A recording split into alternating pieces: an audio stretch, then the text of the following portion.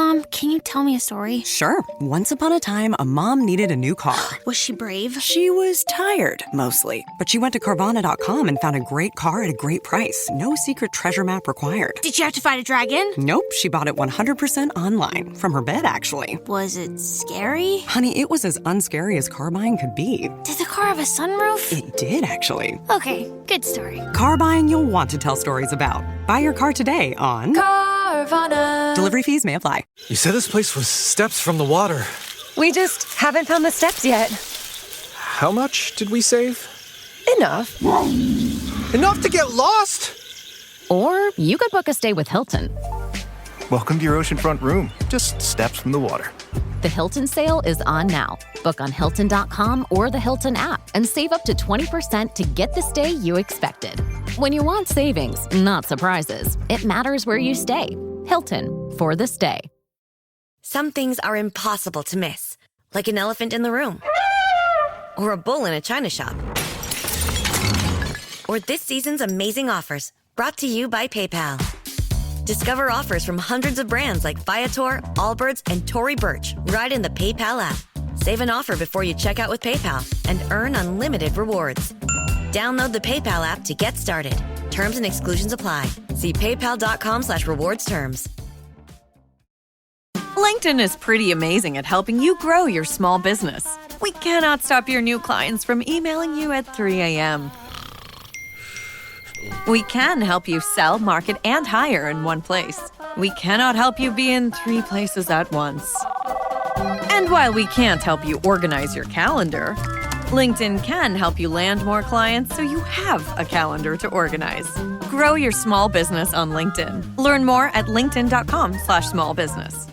Study and play come together on a Windows 11 PC. And for a limited time, college students get the best of both worlds. Get the Unreal College Deal. Everything you need to study and play with select Windows 11 PCs. Eligible students get a year of Microsoft 365 Premium and a year of Xbox Game Pass Ultimate with a custom color Xbox wireless controller. Learn more at windows.com/student offer. While supplies last. Ends June 30th. Terms at aka.ms/collegepc. The comments made by Amin Elhassan are made by him and him himself and nobody else, and not indicative of Basketball Illuminati, Tom Haberstroh, Anthony Mays, or any guest incorporated. It says here that the Knicks won 4-zip. No, they didn't. It's weird. Says where? Basketball Reference, I have the first game was 115-104. Next game, game 2 is 109-93. False. Then on the road, 121-108. That didn't happen. And then in the closeout, 130-93. I got to talk to my guy, Mike Lynch. This can't be right. They won that one. They won that last one. By my math here, it's Cavs 3, Knicks 1, which makes sense because they're the better team. How much better, if they're better, are the Knicks than you guys? I mean, I can't even answer that question, honestly. You know what I mean? Like, yeah, it was 4-0, but I don't think we had a chance as far as our best shot, you know, from a standpoint of the circumstances. You know, obviously they dominated us 4-0, but yeah, I don't know if I can necessarily answer that question. Just because genuinely I do feel like we are the better team, but you know, series wise, you know, it didn't show it. So it's a tough question to answer. You genuinely, like James Harden, genuinely think that the Cavs, after being destroyed by the actual scoreboard, not the analytical scoreboard. Oh, you going with the counting stats. Wow, okay, all right. Yeah. Oh, caveman, unga. Tom, I thought you did your own research, buddy. Yeah, what the hell, this guy? What the hell is this? Mr. Scientist. Oh, that's right. I only watch falls per game now. That's my job. I just watch film. Mr. Fall Scientist. Tom's the scientist. Oh my God, I forgot about that. I'm the scientist. Got his PhD in watching Shai Gilgeous-Alexander hit the hardwood. Scientist. I was just guessing at numbers and figures, pulling the puzzles apart. Questions of science and progress did not speak as loud as my heart. The number of synonyms I've had to come up with hitting the hardwood, hitting the deck, falling on the ground. That's my life now. It's science. It's truly an amazing experience what my career has come to, that I've become a scientist through watching guys fall on the ground. Immediately, as soon as I saw that post, I thought of Tom in a white lab coat looking under a microscope at Shea Gilgeous-Alexander falling. Oh my God, I've never seen readouts like this before. Then a dot matrix printer prints out some readouts and you tear it off and you rush over to the boss's office. You have to see this. Like, we're in the middle of a meeting. No, sir, look at these numbers. Dear God. 50% fall rate on his foul calls. No, this can't be. This can't be. Yeah, I've checked it many times. Run them back. Run those numbers again. You have to run it again. I've done it 3 times. It's the only way you can do science is if you do it extensively. I've run it 3 times. It's always the key. So you got a Pulitzer and I got a PhD. Maze, I can't wait to see what the finals brings for you. Damn it. These intros. This gets worse every week for me. I'm just here. Hey, the finals haven't happened yet. You could be the mayor of New York next week. You don't know that. Could happen. I would need to get Wemby to take me to his home planet in order to top what you guys have been up to the last couple weeks. Well, you do speak French, so. But Tom, and all your science and all your lab work buried at the bottom of all your beakers, you don't have an analytical table? I don't. And Kenny Atkinson, man, he seems way too confident considering he got blown out every game. The way he's super cool about this. After these games, it's like they won. He's like, yeah, I was super proud of my group. We lost by 47. Super proud about how they came out today. In what dimension, in what world did you watch that defense and think that was a good game? We've had success against this team before. We've had really good moments in this series, up 20 game 1. Even, game 2, take that, run out from the beginning of the third quarter, and it's pretty tight. I think analytically, we've won the I said 3 out of 3. We're 2 out of 3 in the expected. I don't know if you guys follow that. There's an expected score, and we won 2 out of the 3. And I know you're looking confused, but I'm not. There is really, if you believe in process and all that, take that later. I know I don't throw that on them. I see it for myself. We have this feeling. I have this feeling. Then I can go to our analytical table and be like, man, we are. And I think last night it was the expected score was like 1 point or 2. Us shooting way below expected, them shooting way over.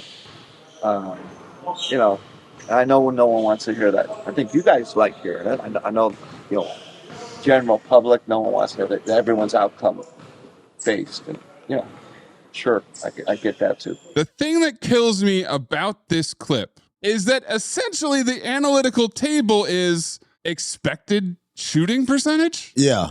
Quantified shot quality is what it is, right? It's the idea that based on who's shooting it, how far the closest defender is, the distance, where the shot is, where on the floor. So he hit sim game in 2K. Yeah. And was stunned to see that the Knicks shot better than they should have and his team shot worse. What Amin is talking about, there is a unadjusted figure based on the average player. Like the average player taking this shot from this space on the floor with this daylight, the distance between you and the defender is X, right? But what I think is really the point here is that it's not just average players. It's Jalen Brunson, who's the best shot maker, tough shot maker in the game. Yeah, it's not the expected Jalen Brunson-esque digital replica. It's the real Jalen Brunson. It's the real Jalen Brunson, right? Yeah. Huh. And it's the real Karl Anthony Towns who... And it's the real Landry Shamet. Not the one who's got his arm in a sling. That's not the real Landry Shamet. Oh, okay. We haven't found the real one yet. Who is this? This is Body Snatchers over here, man. So on the one hand, we've got Kenny Atkins saying, analytically, we're up 2-1. And then on the other side, we've got Josh Hart saying... I'm never a huge analytics guy. At a certain point, they're a lamppost or a drunk person. You can lean on them, but it won't get you home. So at a certain point, you got to have a good feel for the game. That's what we had in this series. And shout out to James Harden.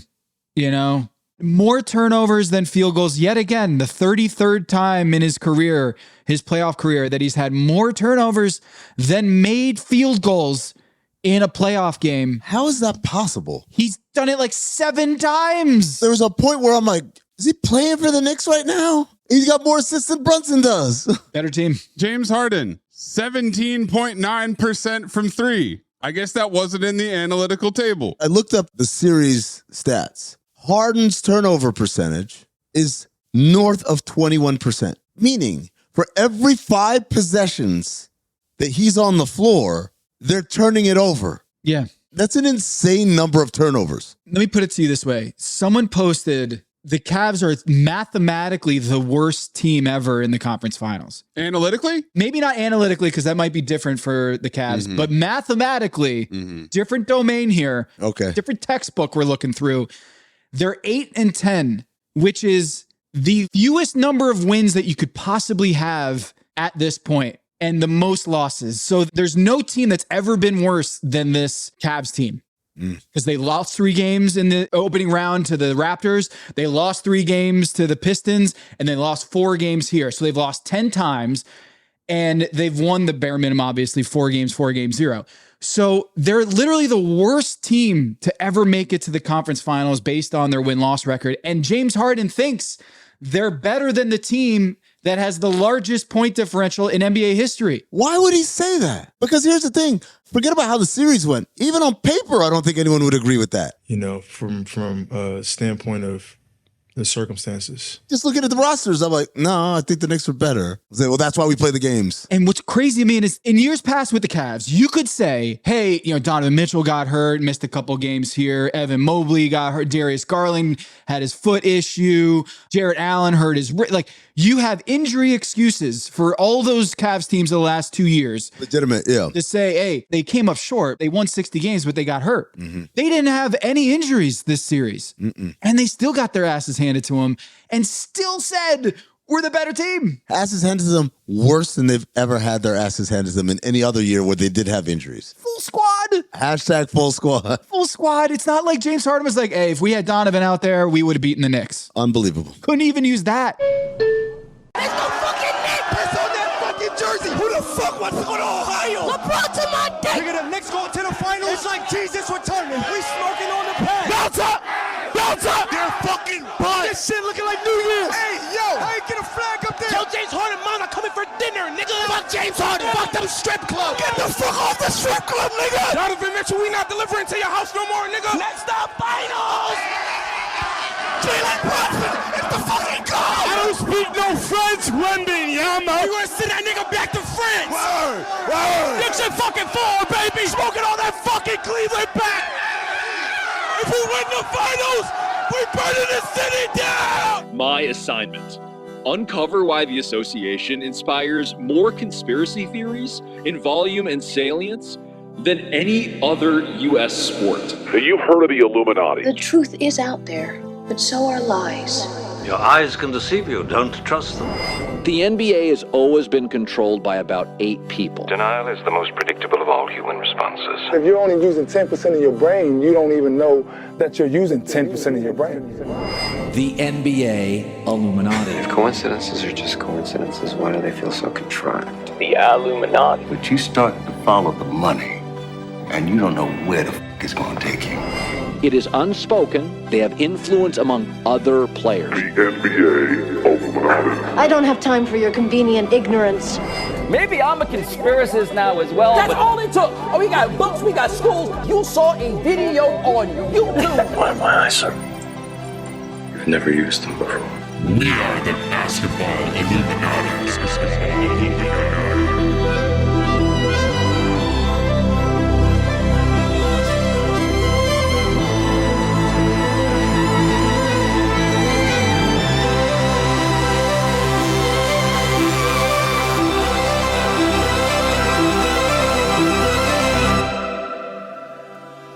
This is Basketball Illuminati. I am Dr. Tom Haberstroh, and as always, we are joined by the 5-star Illuminati Generals, Pulitzer Prize winning Amin Elhassan. Yes.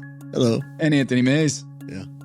And me. I'm still here. We got to bring out our New York Knicks correspondents, senior correspondents, day one correspondents. We had a lot of fun with Ben Lyons and Eric Adjepong in this one. We had to go to the depths of the New York Knicks basketball reference pages for the true scoreboards for the Knicks, not some analytical scoreboards. We had to go back and we pulled out some pictures from the set of ESPN in 2015. We'll bring Ben and Eric Adjepong here right after this. Hello, listener. It's your favorite Butcher Turn podcast producer, Maze, here to talk to you about ButcherBox. Grilling season is finally here, and let's be honest, you can have the best grill setup in the world, but if what you're cooking isn't high quality, it shows. Do people remember your incredible grill, or do they remember the delicious burgers that you made? The mouth-watering, succulent steak that you grilled perfectly? Having high quality meat makes all the difference, and ButcherBox helps you stay stocked up on the highest quality options year-round. And the best part is you don't even have to go to the store. You've already got it in your freezer. ButcherBox delivers over 100 premium protein options straight to your door, from grass-fed beef to wild-caught seafood. No antibiotics, no added hormones, no fillers, just clean, reliable protein you can feel good throwing on the grill. You can customize your box based on what you're cooking, and it all ships free with recipes, grilling tips, and exclusive deals. So whether you're a beginner or a grill master, you've got everything you need to make it a great season. Me personally, if I'm grilling, I love a sirloin cap or a tri-tip. Get that hot sear, then you move it over for some indirect heat, let it rest, slice it up, delicious. And as an exclusive offer, new listeners can get the choice between free New York strip, filet mignon, or ribeye in every box for a year when you go to butcherbox.com/PYK. That's right, your choice of free New York strip, filet mignon, or ribeye in every box for a year, and free shipping always. That's butcherbox.com/PYK. Don't forget to use our link so they know we sent you. Hello, listener. It's Producer Maze here to talk to you about Chime. You know what shouldn't cost money? Managing your money. These old school banks with their monthly fees and their overdraft fees and minimum balance fees and fees on your fees, and they fee you when you're feeing.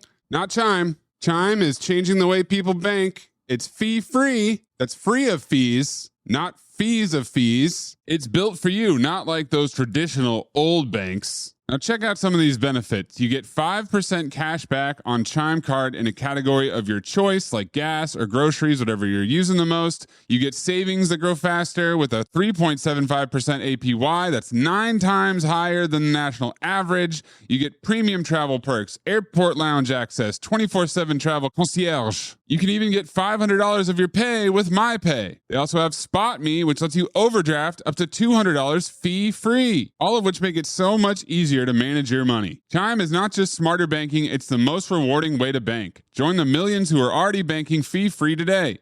Head to chime.com/basketball. That's chime.com/basketball. It only takes a few minutes to sign up. Chime is a fintech, not a bank. Banking services for MyPay and Chime Card provided by Chime's bank partners. Optional products and services may have fees or charges. Stated annual percentage yield and cashback for Chime Prime only. No minimum balance required. Checking account ranking based on a JD Power survey published October 20, 2025. For more information on APY rates, MyPay, Spot Me, and travel perks, go to chime.com/disclosures.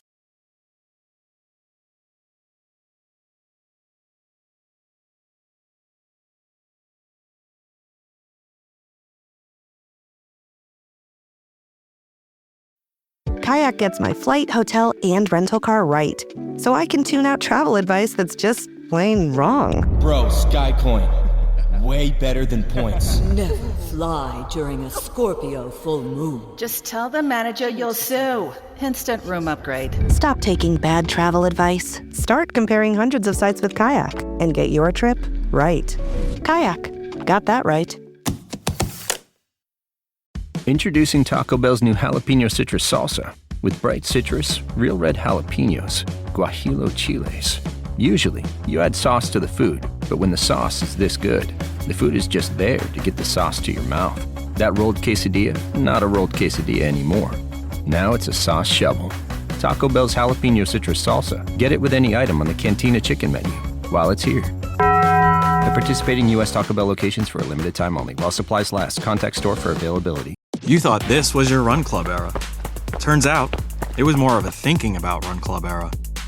The good news? Someone's marathon training is about to start. Sell your workout gear on Depop. Just snap a few photos, and we'll take care of the rest. They get their race day fit, and you get a payout for trying. Someone on Depop wants what you've got. Start selling now. Depop, where taste recognizes taste.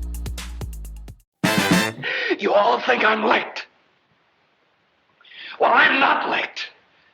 And I'm gonna stay right here and fight for this lost cause, even if this room gets filled with lies like these. And the Taylors and all their armies come marching into this place. Somebody will listen to me. There's no better way to overpower a trickle of doubt than with a flood of naked truth. But the complexity and the gray lie not in the truth, but what you do with the truth once you have it. What is true and right is true and right for all. You and I both know that that's just not the truth. You can't handle the truth. Too messy. Keeps them up nights. I'm here because in the end, the truth is worth the risk. Speak a little truth and people lose their minds. I'm a grown man, you can tell me the truth. Why is it people who want the truth never believe it when they hear it? So you know what I'm going to do? I'm going to do something really outrageous. I'm going to tell the truth. I live in Brooklyn, in Clinton Hill. And near Ground Zero. Fancy Free is our neighborhood bar right by Spike's office, and to see the footage last night outside there was surreal. Ben, you didn't go outside, man? I watched with my family. I watched with my mom and dad. And we have a little one on the way. I watched with my wife. Oh, and wow. a little one. So, congrats. Yeah, thank you. We watched with the family. All the little one knows is Knicks in the finals. Yeah. It's great. Glory. It's wild. First question when I told my dad, I said, Dad, we're having a baby. The first thing he said, is it a Carmelo or a Carmella? That's not a Jalen?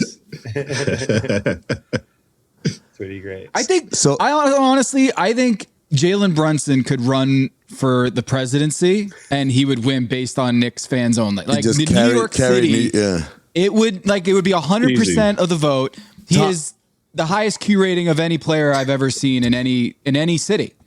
Tom, it was so I was on 7th Avenue last night, right outside the Garden. I was in the middle of all of the shenanigans. First of all, you would think a team like this, you'd have like a very diverse crop of jerseys. Man, it's like 80% Brunson jerseys. Wow. It's like Brunson jerseys, and then but that's what I was gonna say. It goes Brunson jerseys and then old school jerseys. Then you get OG, a couple. I didn't see too many cat jerseys. The NBA store is sold out of Landry Shamet jerseys. Official breaking news. All 5 of them. What happened last? What was that? Yeah. Where did that come from? There was a point where I'm like, who is this guy? Insane, man. He was fucking on fire from was it 12 3-pointers out of 13? Like insane. Yeah. But the thing that's so impressive with Shamet was how maniacal he was on defense, man. This dude almost looked like he blacked out each and every time he was defending Donovan Mitchell, man. He was just in his pocket the entire time. To me, it was his calling card for the EFC, man. It was so good. Landry Shamet checks into the game last night, and I think to myself, this is a man who during COVID did not have access to a gym in Los Angeles. He would shoot on the beach in Playa Vista, on the beach, just like a public court. That's where he would train because he didn't have access to a gym in the early days of COVID. I remember sitting at a preseason game, it was at the beginning of last year with my buddy, and we're like, wow, they picked up Shamet on a sensible deal. Maybe he develops into Dante DiVincenzo. That'll be a nice piece for them. Then his shoulder gets blown out in my lap. In my lap. I have photos of me looking at Landry Shamet going, oh, his shoulder is out. My buddy says, well, they got him on a sensible deal. They can probably cut him. So we went from this piece that's important to we might cut him to then game 5 last year in the Eastern Conference Finals. The Garden is chanting his name. No. What a hero's journey. What a hero's journey. What about this year? Wasn't it down to him or Brogdon? It was down to him or Brogdon, and they go on this Saudi Arabia trip And Brogdon comes retires back in his shot, and he says he's retired. I'm done. Like he retires. But like to think about that, to go from man, I could have not been on the roster to having the game that he had last night. Nuts. That's nuts. So I got to ask the question. I know the Odyssey's coming out this summer from Christopher Nolan, but the Landry Shamet journey, right up there.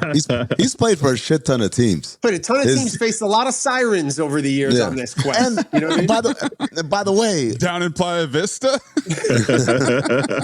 Cersei's in Playa Vista. Yeah. Also a guy that like up until recently, his reputation was. Oof, when the going gets tough, he disappears. So like that's the other side of this. It's like it's a very different kind of outcome based on his history and his track record. But I gotta ask you guys. My dad calls him the rabbi. My dad says, "Put the rabbi in." That's what my dad says. It's crazy. We're all of the same kind of age and generation. I remember when people watching the Knicks were always waiting for what's going to go wrong. Yeah, this is in the 90s and early 2000s. The team was legitimately great. It's like, what's going to go wrong? What's going to go wrong? Were you guys watching that last night? Eric, I'm going to start with you. Were you watching that last night? At any point, up 3-0, the lead is growing and growing in the game. James Harden is damn near wearing orange and blue himself, the way he's helping out. He had like 6 assists to the Knicks alone. Is there any part of you that's like, oh, man, how are they going to mess this up? Man, Harden was the best player on our team the entire series, man. He's the MVP. MVP. Dude, I think it's just probably trauma. You know, being a Knicks fan for so long, you always feel like the shoe is going to drop. You always feel like something's going to happen. But I got to almost like answer the question in reverse. I feel like this year, specifically Mike Brown, pulled like the ruse on Knicks fans. And I don't know if it was done, like, I was talking to my buddy about this. I don't know if it was done, like, on purpose or it was just, like, right timing and the stars aligned. But, like, I didn't see this in the beginning of the year. I knew the Knicks were good. I knew the Knicks were title contenders. But, like, we pushed an echelon up, I think, like, the last, let's say, 6 weeks of the season. And then, obviously, the last, month and change. And I don't know if it's because of this, like, Karl Anthony Towns, top of the key sort of unlocking and finding different styles into the offense. But I feel like the shoe dropped in the other way. I feel like Mike Brown has like other schemes and things to sort of play in that he hasn't even shown yet. You know what I mean? In the playoffs. And that to me is encouraging, man. So, dude, my trauma says yes, but like my faith in Mike Brown and Jalen Brunson is like, no, absolutely not. It's funny because if you remember the beginning of the year, Mike Brown tried to install his stuff. And the team wasn't looking so good. And people were complaining, what's he doing? And, oh, man, we missed Tibbs and all that stuff. So he went back to kind of what Tibbs was doing, which is a lot of pick and roll, ISO Brunson, kind of like, the usual stuff. And then they got to the Atlanta series. And this is the thing about that kind of offense is on a day-to-day basis in the regular season, sure, like people are just going to have their basic defenses that they run. And either stop you or they don't. It doesn't matter. We're going to the next city after that. But when you get to the playoffs, we sit around and we game plan and we can make things uncomfortable. That's what they did. They game planned, they loaded up or whatever. So Mike Brown is like, remember that thing I tried to sell you guys on before? Well, what about now? And then it works. And I think, just like any humans, like when there's success, people immediately buy into it. And so they bought in, and the success is so resounding that they buy in harder and harder. And so you got guys like Hart and OG Anunoby who, like, last year, their role in the offense was sit in the corner, wait for a kick out, or crash boards. That's it. That's your offense.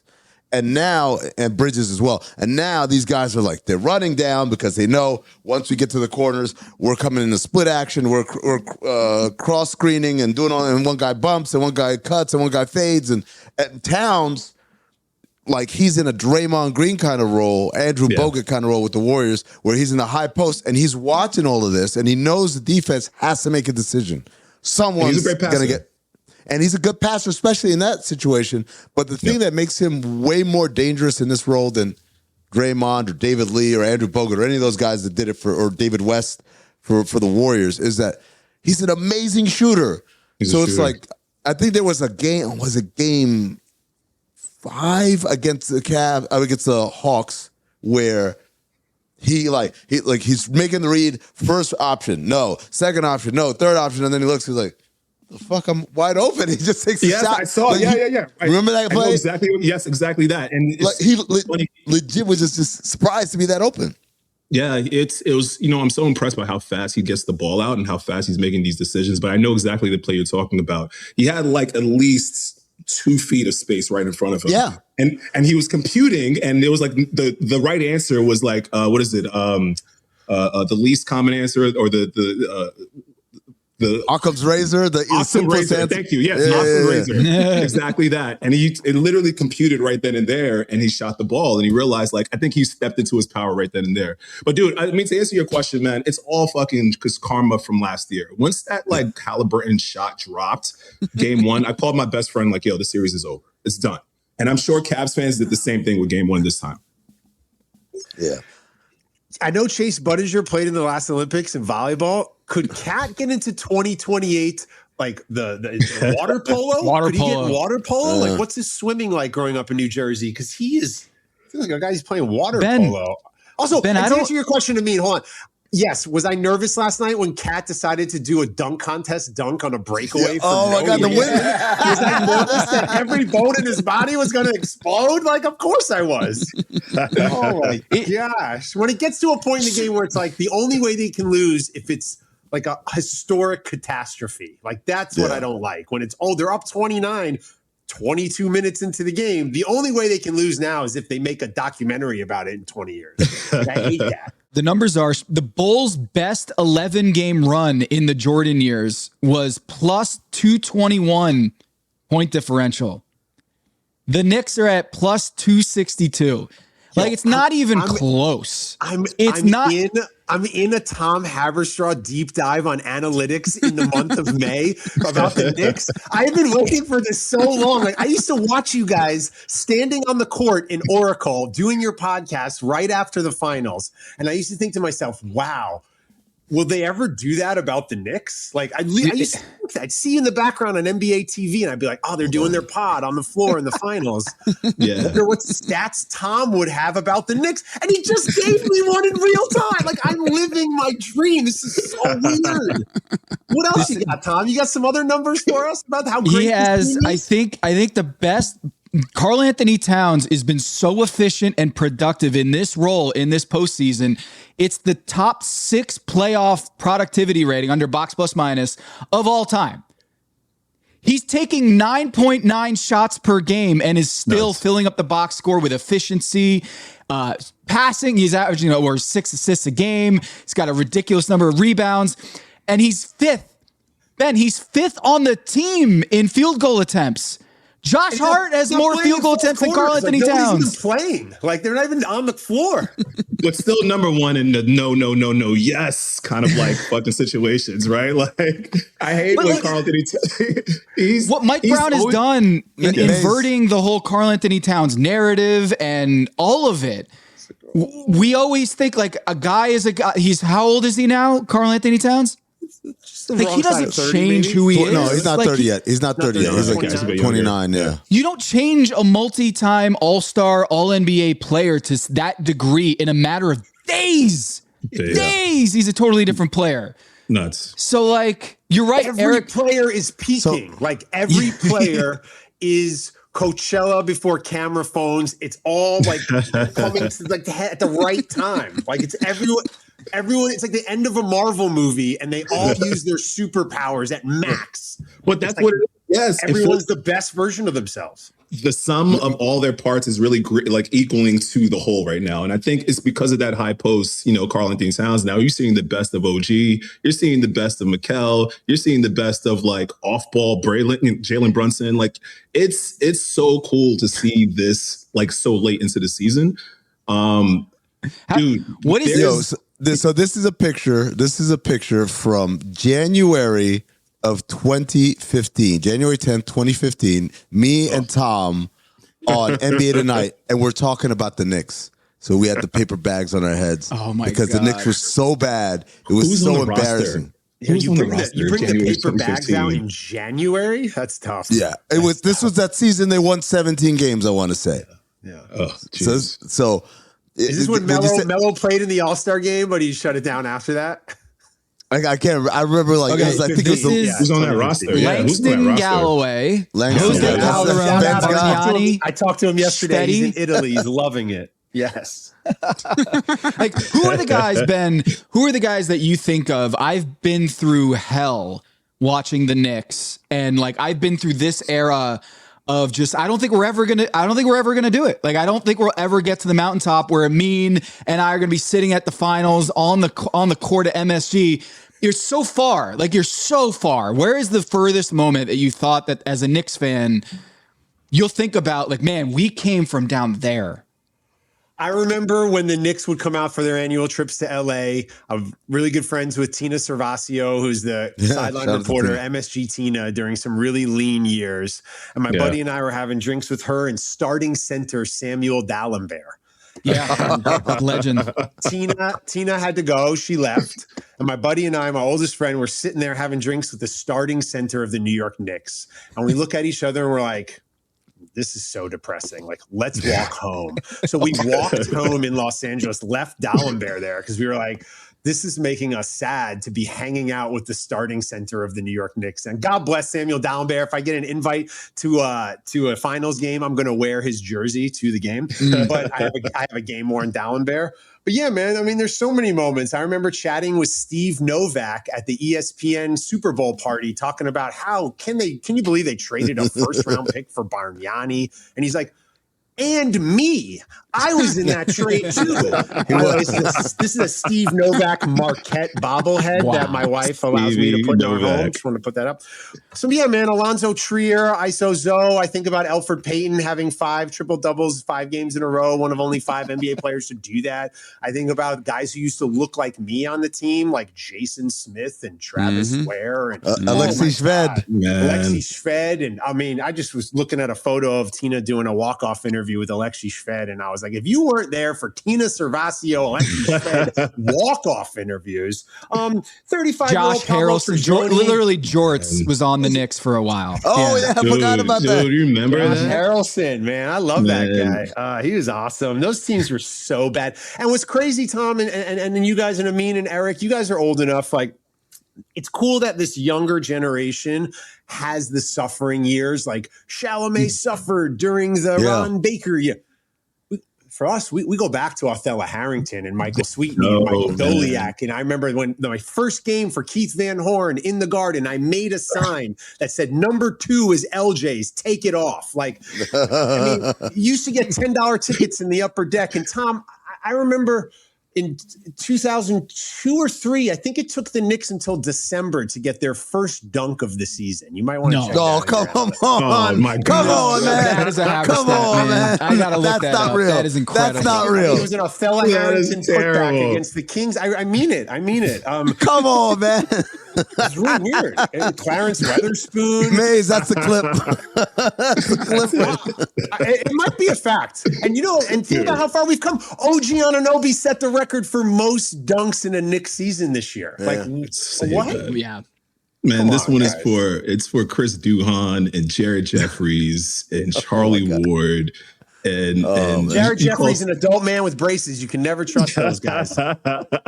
Freaking Larry Hughes and such a man. Like, we see some nasty lineups. I don't even remember Larry Hughes as Nick. When was this? Some nasty lineups, man. Like, I mean, this is like a positive Patino game. Yeah, positive. Yeah, this is amazing. We've created the Patino game. Jaren Jackson was drafted number 4 overall. I was doing work with Rock the Vote, and we got Jaren Jackson to wear a Rock the Vote blazer to the NBA draft. And I was like, wow, what an incredible young man to take this moment and just showcase to the world that you're civically engaged and representing leadership and all these things. Then 3 picks later, the Knicks draft Kevin Knox, and he opens up his jacket, which was decorated in Fortnite stuff. He really loved Fortnite. And Jaren Jackson was supporting Rock the Vote. One of those guys is still playing at a high level. The other might be in Turkey. I don't know where Kevin. He's in Turkey. I think he just won his championship or somewhere. I still follow him. Shout out to Evan Fournier and Frankie Lucchino. Listen, man, I still follow my Knicks, like the homegrowns. I follow them. Like, you ever watch those like reality shows? It's like the 2 years later, where are they? Like, that's me. Where are they now?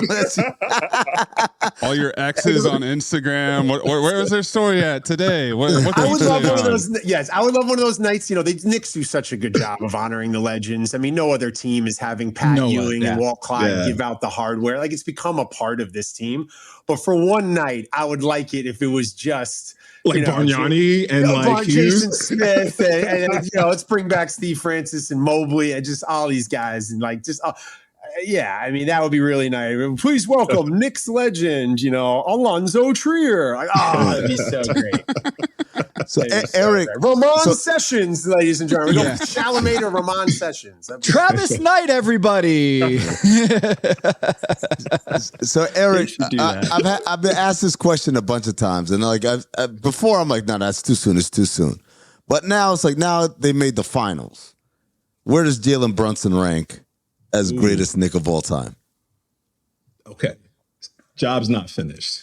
Job's not finished, but a lot of the other names, Job wasn't finished for them. Job wasn't finished as well. Touche. I think it's inarguable that he's top 3. I think if he closes out now, it'd be top 2. You got Clyde, and then Jalen, and then Patrick, in my eyes. Gotta throw some Willis Reed in there too. It's tough. Reed is great. Clyde brought it home. And to me, I think Clyde also personifies what New York was. You know what I mean? The style, the swag. I think that in and of itself is an embodiment of like New York City. But I think in this day and age, Jalen Brunson does that too. He's quiet, he's stoic, you know what I mean? He's to himself. And I think that embodies New York as well in a way. So I think it's funny. I saw a tweet that said Carmelo's days are up as far as him getting free meals in New York City. Pull that card. You got to pull the card now. You got to pay again. You got to pay again. I give that man credit for being there on a Tuesday night in December against the Kings. Like, for players of his stature, they don't show up as often as he does. Like, he has a real presence with this team the last couple of years. I think it's pretty cool. And he passes out wine at halftime on the concourse like twice a year, which is pretty great too. Emmanuel Mudiay. You know what? That's the fourth one. That's the Mount Rushmore. Kevin Knox Jr. twice. Quentin Richardson twice. You know what the streak about the NBA Finals and the New York Knicks? How every single NBA Finals ever has had a Knick or an ex-Knick. Do you guys know that? Oh, wow. Really? No, really. Bill Cartwright with the Bulls all those years, Shump and JR and Mozgov and all these guys. And shout out to DeAndre Jordan with the Denver Nuggets and Cornette with the Celtics. And I mean, it's like every year. And obviously this year. Last year, who was it? Who was in the NBA Finals last year? Isaiah Hardenstein. Hardenstein and Obi Toppin.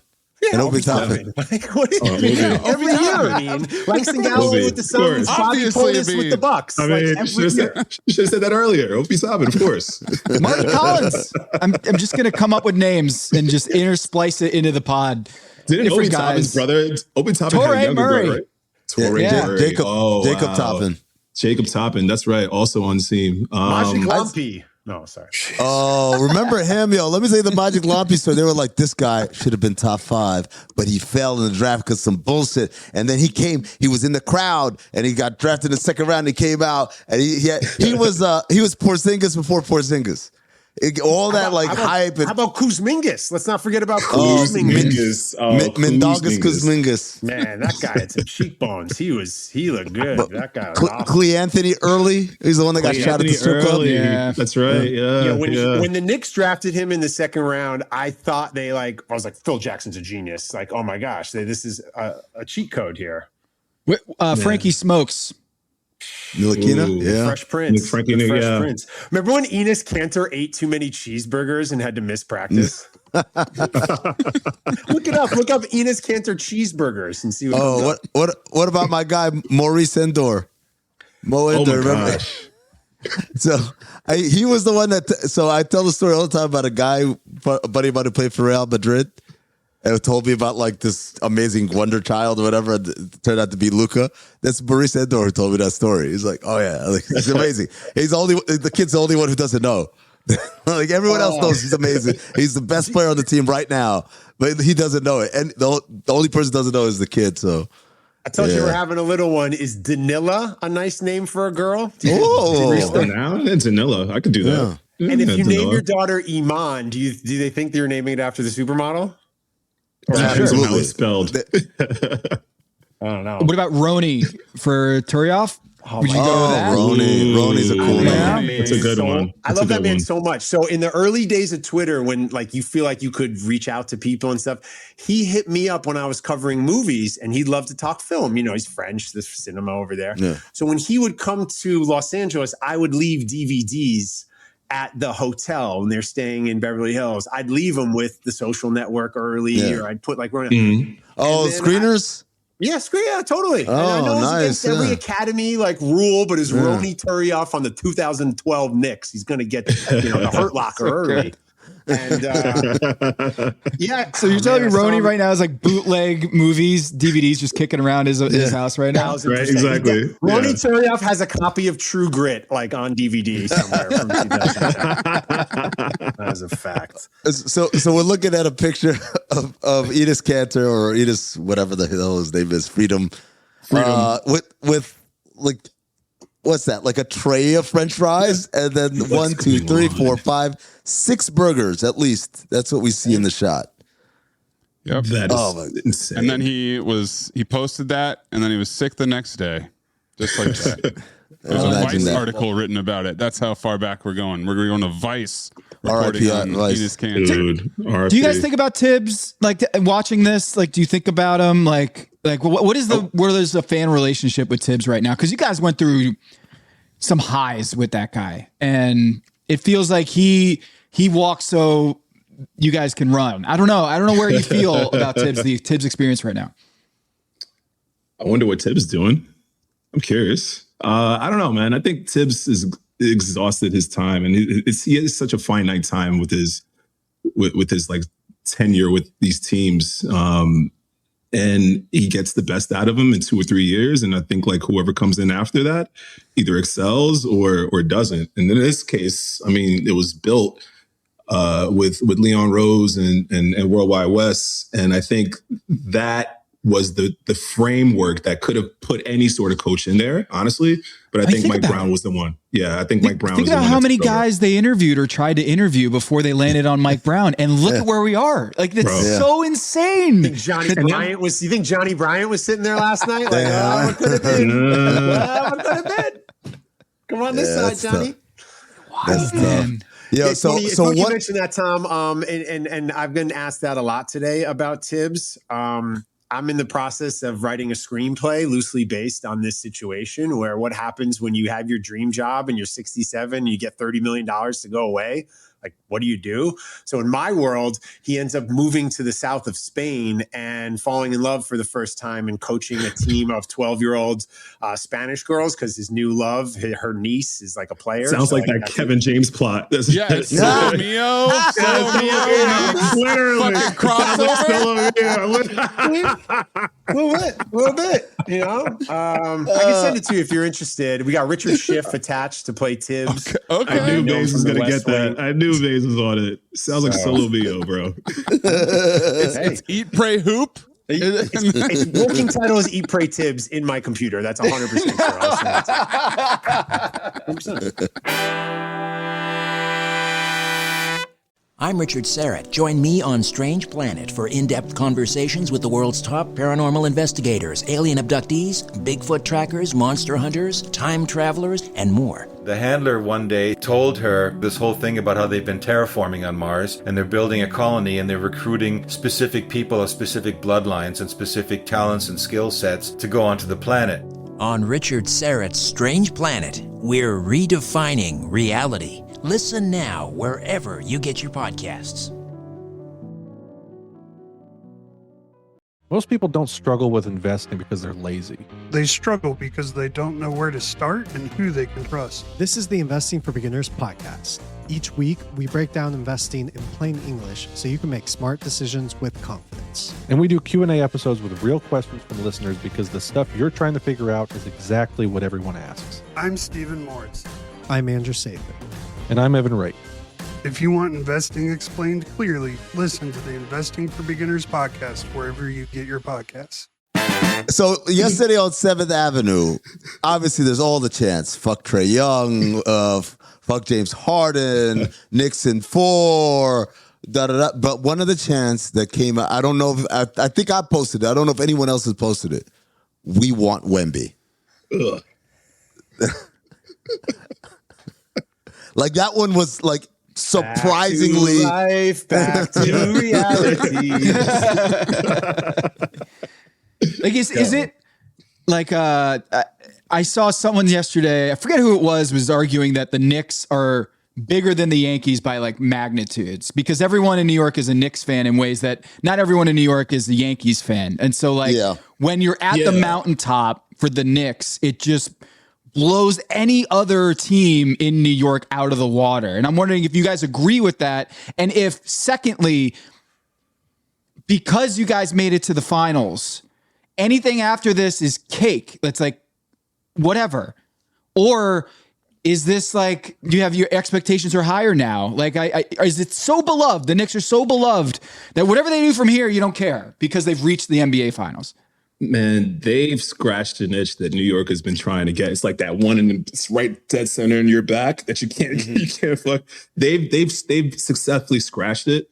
And New York in and of itself is inherent, like it's a basketball city. I can't steal this point. I can't take credit for it, but I heard about it. I thought it was just completely brilliant.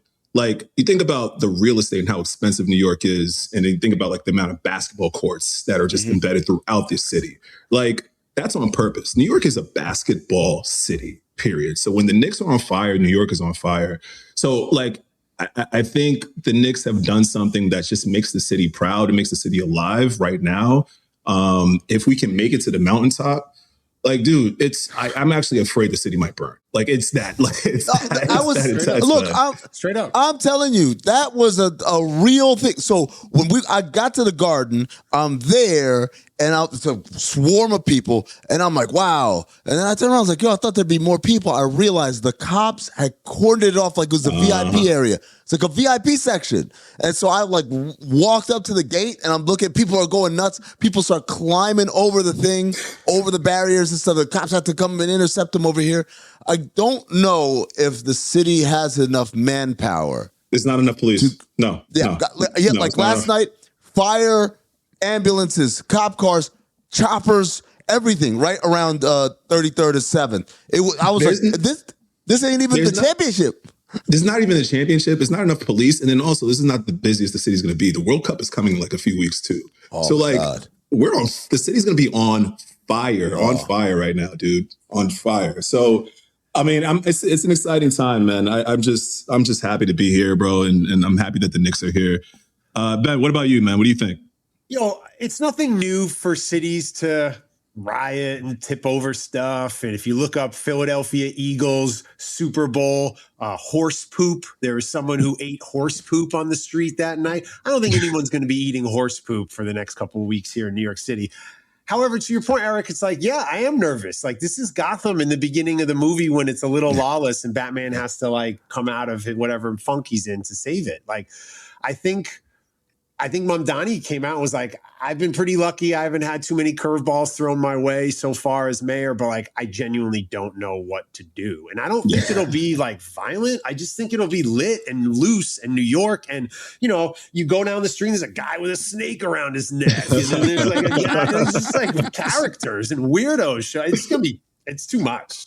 Yeah. So the 32nd Street watch party got suspended. The NYPD said, we can't do this anymore because people were going so crazy.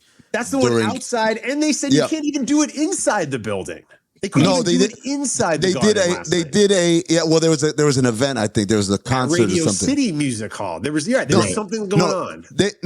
So they had the watch party at Radio City because there was an event happening at the Garden, former home of the New York Liberty. But let's continue. Yeah. But the reality is, I was telling some buddies of mine the other day, I said, if you go back to those Bulls championships in the 90s, right, where they win 6 out of 8, right, you've got the literally the greatest athlete in the world, in any sport, on your team. You're expected to win, and he delivers every single time. Every single time. They rioted, they burned fucking cars and like looted. It was crazy. Six out of 6 times, they lost their mind. And that's them expecting it, and that's them without like camera phones or social media or side talk or going viral for being a jackass. The big thing here I'm worried about is like last night, there was a shit ton of people there just there happy, enjoying, celebrating, want to be around. But there's all these guys. It's like, there's a camera. Okay, let me do this now. And I'm like, God, you don't have to ruin it by just trying to be a jackass, the class clown. That's the problem. It's not hey, can the city handle, the tantric release of we haven't had a championship in 40 plus years. It's, can we handle it where people are trying to get attention, like in an attention economy? And people think that if I go viral in this moment, I end up in Marty Supreme. Right? Yeah, ping pong balls. Exactly. Your props are how are they all nothing on you, bro. Hold on. How are they all in like reaching distance? He's like, and then Adam just Steve I would Novak. love to see the reverse angle of what all the shit that Ben's got piled around here for the right time. Yes. This is so good. Yo, I used to sit all the way up here, the NYU Spike Lee seats. Now I sit down here. It's amazing. Get back to Tom's point, man. I went to game 3, in Philly, and man, the way the Knicks fans just like completely took over the arena. There's this like bravado, and I think the Knicks are obviously giving the fans a lot to cheer about, but like to the point that now we're chanting for Wemby. It's going to be either one or the two, right? So like, well, might as well get into it. I don't know. I'll never forget covering the Heat in Miami during peak LeBron. And it felt like a home game for the Knicks with Melo there. Like it was insane how well they travel. In peak LeBron in Miami. So Tom, this is what Jason Jackson said. He's like, that's where people get it wrong. They're not traveling. They're already there. They're there. So like you can do all the area code, zip code, like restrictions. These aren't people who traveled from New York. These are New Yorkers who live in your town, and that's the thing. It's like it's more than maybe the only other city in America I would put on par would be Chicago. There seems to be a lot of Chicago people all over the country. Oh, I don't know. They hold they can't hold a candle to Knicks fans, man. It's not about Knicks fans. They're White Walkers coming through from the earth, the tundra. Just like just prying themselves out of the earth and showing up everywhere. I don't know, man. Like I feel it's like this euphoria that you're watching a team. Their closeout games plus 30, plus 37, plus 38, plus 51. Haberstroh Knicks stats in the playoffs. Come on. And the Knicks used to be the butt of the joke, and now they're serving it. And I'm wondering, when I watched James Harden last night, it's just the way, I don't know, Maze. I don't know that's supposed to be our cold open today is all the Kenny Atkinson and James Harden stuff. But like the way that you guys destroyed the souls of your opponents, where the Sixers fired Daryl Morey a week after they beat the Celtics. That's how good the Knicks have been. And who knows, Kenny Atkinson, he might get let go. They might blow this whole thing up after they took down the number 1 seed. Just erase any good fortune of their opponents in like a week. Analytically, he's still employed by the Cavaliers, though. So,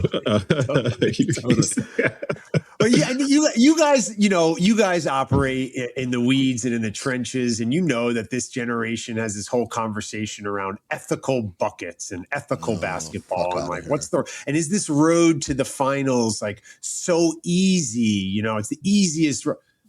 Man, it's been 53 years. I don't give a shit. Like, what are you talking about? They beat a bunch of Hall of Famers to get here. They did it in historic fashion. They set the video game to easy levels so they could run up their stats fine. Like, I don't care. This is what our playoff towels used to look like, okay? They would just be like, no, it doesn't say the date. It doesn't say the round. It's like, oh, we have a playoff game in 2 hours. What's in the basement? Let's just go evergreen. find something.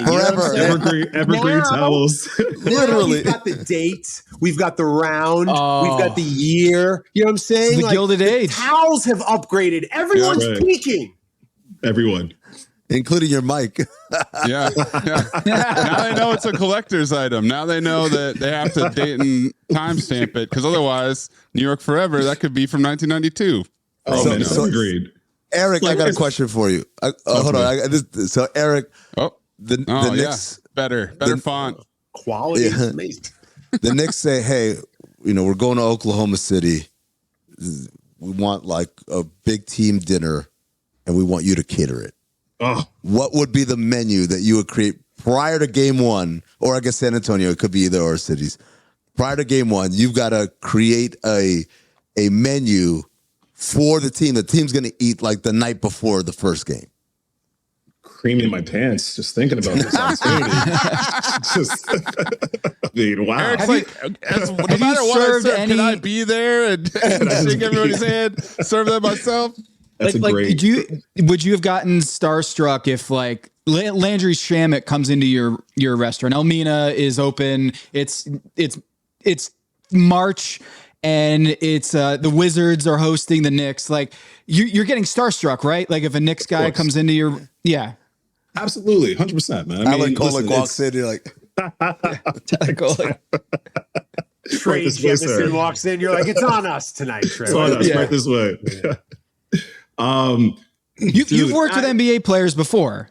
And man, I have, and being professional, you gotta stay cool in the moment. But like for the folks who like book me, they know how much of an NBA nut I am. So like it's always the giddy, inner child in me that goes crazy whenever like I'm near a basketball player. So that's definitely happening. But man, for the opportunity to cook for the Knicks, you just ordering pizza? Like, what do you just can't handle it? It's too much. It's too much power in my head. I don't know.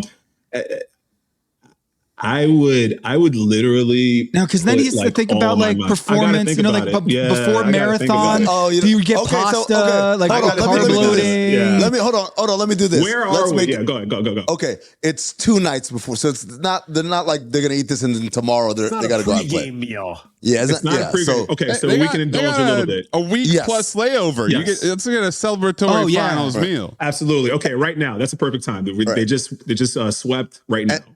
And so for shits and giggles, give me both. If it's Oklahoma City or if it's San Antonio. For San Antonio, I feel like you need a lot of carbs. I need a lot of carbs, so I'll front load on a lot of like the pasta, a lot of hand cut like pasta. I do just buffet style, like fingerling potatoes, chimichurri, steak, lobster, the whole shebang. And then for OKC, man, I feel like they need a little bit more grit. So we're gonna load up on a lot of more like the fiber. Dude, no, it'd be very similar, man. I feel like when it comes to these celebratory moods, that's what I love to cook for, man. Like these moments where people have like, the milestone events, i.e. going to the freaking finals for the first time in 27 years. That's when I come alive, because there's no restriction, so to speak. People really want to go in and dive in. And I think this is the moment to celebrate. Obviously, again, the job's not finished, but whatever I can do to help them to commemorate this moment. And for me as well, being a huge Knicks fan, man, that'd be awesome. That'd be cool.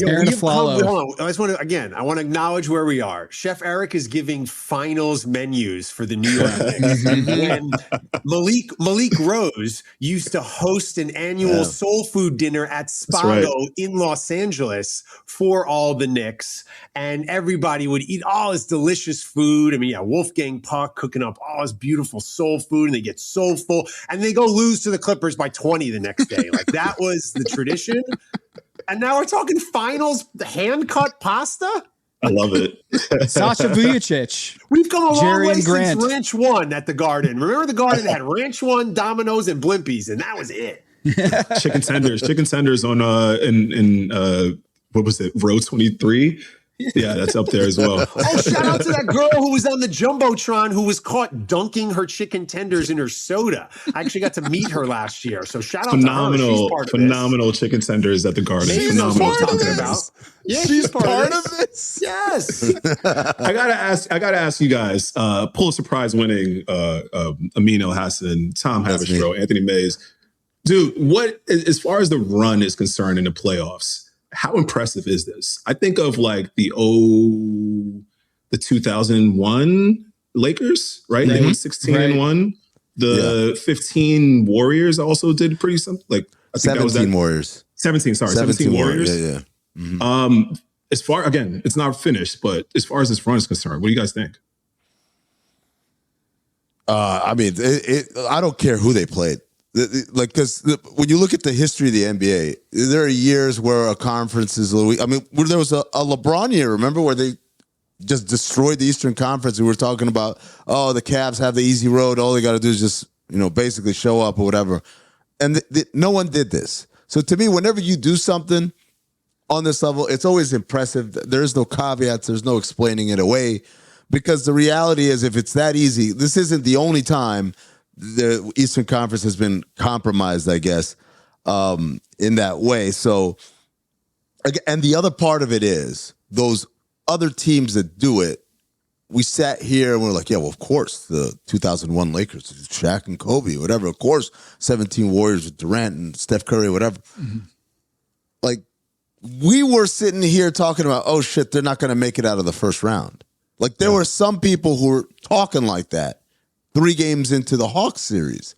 So I think with that backdrop, it's the idea of the strategic shift, the adjustment, and then how it just changed everything. In many ways, it's very similar to what happened to Golden State in 2015. The only difference is Golden State started their year with the adjustment and the guys all bought in. Yeah. And in New York, they kind of but then got to the playoffs and then the adjustment buy-in happens. But it's the same thing. It's like Mark Jackson is Tibbs, Steve Kerr is Mike Brown, and Jalen Brunson, in a way, is a little Curry. Steph Curry-ish, because it's like, oh yeah, we knew he was good, all-star player, whatever. But like now, this is another level of play. It's a good idea. They're beating the spread by 16 points per game this postseason. It's nuts. That's nuts. It's crazy. That's not the opponent. That's against the spread that's already giving them points. Vegas is pegging them at a number, and they're blowing out Vegas. Like, it's not even. It's Vegas insane. should know all about them as the reigning cup champions. Mm-hmm. I saw last night when they had the little trophy on the stage, they were bringing the cup up there. Do you have the trophy there with you? Well, like the best playoff run over an 11-game span we've ever seen, NBA history, 11 games in the postseason, is the 2017 Warriors, and they outscored opponents by 17 points per game. This run by the Knicks is not 17, 18, 19, or 20. It's 24 points per game that they're outscoring opponents by. And the previous high was 17 by the KD Warriors. So, like, it's not even like in the same stratosphere as the biggest blowouts we've ever seen. This is a massive variance from like what we normally did. Like, we were good, but not like, this is crazy. This historic is crazy stuff. This Tom is historic Haberstroh stuff. dropping stats and numbers and analytics. It's crazy. It's like the beautiful mind here. And Russell Crowe is ridiculous. Well, Tom, just the closeout games: 51 points, 30 points, and then 37 points. Just soul snatching. When you think the opposing team is fighting for their lives and you're still blowing them out by 30 plus. Well, I don't know if Cleveland was fighting for their lives.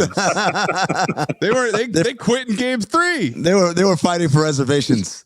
Like, I gotta get to the airport, man. It's fun to think about when we were like, ooh, CJ McCollum. The next Knicks feels villain. like 2 years That ago. was really It fun. feels like 2 years That was ago. fun. Yeah, that was cool. For And the two losses are by a combined 2 points. Like that's another thing here, Tom. That's That's like extra ridiculous as well. You know, Beat them by 1 or lose by 50. Those are your options. The Spurs that are very much like this storybook, fairy tale, Wemby first playoff run, they're outscoring Vegas by 5.6 per game. And the Knicks are at plus 15.5. They're double digits better than the next Cinderella team in this run. So it's just, when you talk about expectations and where we're at, I just want to know, like on the Jumbotron at the Garden, game 3, this player shown on the Jumbotron brings the house down. Is there a player that you can think of that? Yeah. Ben? And he was in the building last night. Bring back Charles Oakley. Like how awesome would that be if they were able to figure that out and they bring out Charles Oakley and in the game 3, the NBA Finals? Come on. They'd have to turn off the facial recognition for the night. Well, I mean, it might have crashed given what happened outside the stadium yesterday, right? If they just overload it with too many faces, it can't possibly keep working. It's got to be Oakley. It's got to be. They had security in front of the Garden, not like at the entrances, because there was a real worry that the people were going to go so crazy they're going to crash through the Garden. Try to get in. Look, it's the world's most famous arena. It's not the United States Capitol. Let's calm down here for a second, right? I'm telling you what they were doing. It was like almost like linking arms and standing in front of the Garden like this, and the look on their eyes. I saw the security dudes, man. They did not look comfortable or like it would be fine. Yeah, like well, you know, we were talking about Garden security staff that dealt with Godzilla in the Matthew Broderick version. And look what happened! Godzilla laid eggs all over the stadium on the concourse. You know, they dealt with Matthew McConaughey being a diehard fan and How to Lose a Guy in 10 Days. Where's that guy right now? You think he was watching last night? I hope so. Oh my gosh, guys. It's just never in my lifetime did I think I'd be here. And to answer your question about the finals and if they have to win it at all, I don't know. I don't know where I'm at in terms of all that. Like, because the street signs were up last year, you know, and then it became a meme, right? Like you guys put street signs up for just making it to the Final Four. That reminds me. Let me see what's going on eBay about Ariel Huckporty Way. I think that's a really nice addition to the house here. That could be. All right. To wrap this up, I'm going to read for you guys the roster from that 2016-2017 team. What? Yeah. I will remember you. My bad. Are you talking about the baghead photo? Yeah, the bag 2014-2015. Yeah. So I think that had to be the 16-game losing streak. 17 and 65. Here's your guys in order of playing time and games played and started. Carmelo Anthony, 40 games played. You're right, Ben. He was an all-star. Shut it down soon thereafter. Number 2. This is in minutes played per game. Number 2, Langston Galloway. 45 games. Such a pro. LG 41 starts. Shout out to Sabrina Galloway. Number 3, Jose Calderon. Upper West Side legend. He lives over on West End Avenue in the 80s now. You see him walking his dog around. It's great. Legend. Love Calderon. 42 games played. Big game winner against the Lakers, I think, that year. Big game winner against the Lakers. 42 games played, 42 starts. Number 4, take that, Masai. It's Andrea Bargnani. 29 games played, 22 starts. Number 5, this is the 5th highest in minutes per game, ladies and gentlemen. Alexei Shved. Mm-hmm. One of the greatest players in the history of Russia. Number 6, Lance Thomas. Oh, shout out to Lance Thomas. He's not getting talked about enough in this, and like he should be invited. He's a pro. Yeah, he should be invited to this. I like Lance Thomas. Now I get to number 7, and these 7 and 8. These guys got traded mid-season. So they only played 24 games apiece. Iman Shumpert and J.R. Smith. Oh man, you know they were on that team. Wow. Yep, they got traded to Cleveland. Who wrote the Prince of New York goodbye team. letter? One of our buddies wrote the letter to Network. Jason Concepcion wrote the letter saying goodbye to J.R. Smith when he went to the Cavs, which had all the beautiful facts about him shooting in the 20% range on Sundays at the Garden, him driving an Israeli military tank around the city, him ordering $6,000 worth of room service in China just to see if he could, like to see if they would stop bringing the food. I was in Vegas on a flight the day before he debuted with the Knicks. I was in Vegas and he was there the day before he debuted in Madison Square Garden. I love it. That's the J.R. Smith experience that you had. And God bless him. Who's number 9 on this list? Number 9, playing 24 and a half minutes a game, playing the second most games that season of any player on the Knicks. 76 games, 22 starts. Shane Larkin. Shane Larkin. Who is also like a Turkish legend. One of now. the greatest European players of all time. Yeah, Shane Larkin. Oh, man. Didn't he have like an 8-foot vertical, Shane Larkin? He was an incredible athlete. He was an incredible athlete. Yeah. You get up there. Too bad he's shorter than I am. Number 10, Tim Hardaway Jr. Wow. 24 minutes a game. Year, no? This is the first go around with THJ, right? Yeah. It's so nice to meet him twice. Number 11, only 36 games played, 24 minutes a game. It's already fallen apart for him. So Amari Stoudemire. Your boy, Hall of Famer. My boy, Hall of Famer, yeah. Number 12. Do we know of a second athlete who bathes in wine, or is he the only athlete on planet Earth who takes wine baths? He's the only one that I know of. Number 12, this is big. This is the guy who played the most games that year. He played all 82 games. All 82? 21.8 minutes per game. Can you name who it was? All 82. He was there for Jason Smith? Yeah. Jason Smith. Number 13, another one of my good friends, Lou Amundsen. 20.9 minutes a game. They got a lot of guys playing decent minutes. Number 14. If you told me this dude ever police back then, huh? How about this? Number 14. This dude played 19 minutes a game. I barely knew he made it in the league. He was a big deal at one point as a young player coming out of high school. Flamed out of college. Ricky Lito. Hernan Gomez? Who? Ricky Lito. Remember him from Providence? Ricky Lito. Ricky Lito. That's a good pull right there. That's a good pull. Yeah. Number 15. Quincy Acey, 68 games played, 19 minutes a game. Got in a fight on Christmas in the Garden. Remember that? Trying to fight the Wizards. Yeah, that was nice on Christmas. Number 16, the aforementioned Pablo Prigioni, 37 years old. He played 43 games, 18 and a half minutes a game. Where's he coaching now? His prime. Why don't we start a 35-year-old rookie in the playoffs at point guard? Carmelo's prime. Smart idea, guys. Number 17. Where's he coaching now? He's Minnesota. He's in Minnesota. That's right. Yeah. That's right. Number 17, we heard about him earlier. Ben Lyons abandoned him in LA. It's Samuel Dalembert, starting center. You're right. He started 21 games out of his 32 games as a Knicks, 17 minutes a game. Oh, God. Man. Going to dinner with a Knicks starting center, and you're like, I don't want to do this anymore. It's so depressing. You had to leave. Like that really sums up where we were at. You know, is that D'Antoni's first year too? No, his first year was like 11 or something, 10 or 11 maybe. Yeah, it was because he left us after 07, 08. So 08, 09 was his first year. 08, 09 was first year. This is Derek Fisher. This is Derek Fisher's. This is, remember, Langston told me that they used to go out to the clubs and they'd get to the door and the doorman would be like, "Hey, just so you know, coach is in the back." And they'd be like, "All right, let's go home."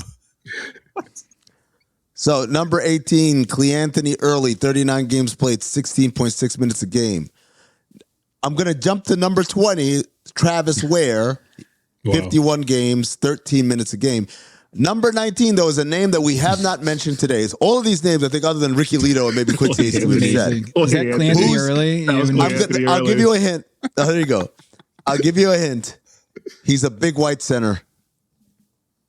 We already said Jason Smith. We already said Travis Ware. We already said is it Cole Aldrich?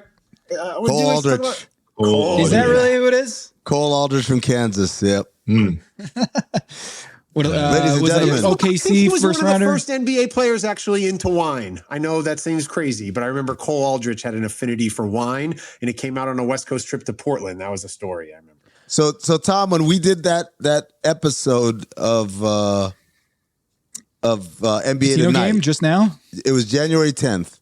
So on January 10th, let's see, January 8th, the Knicks were 5-34.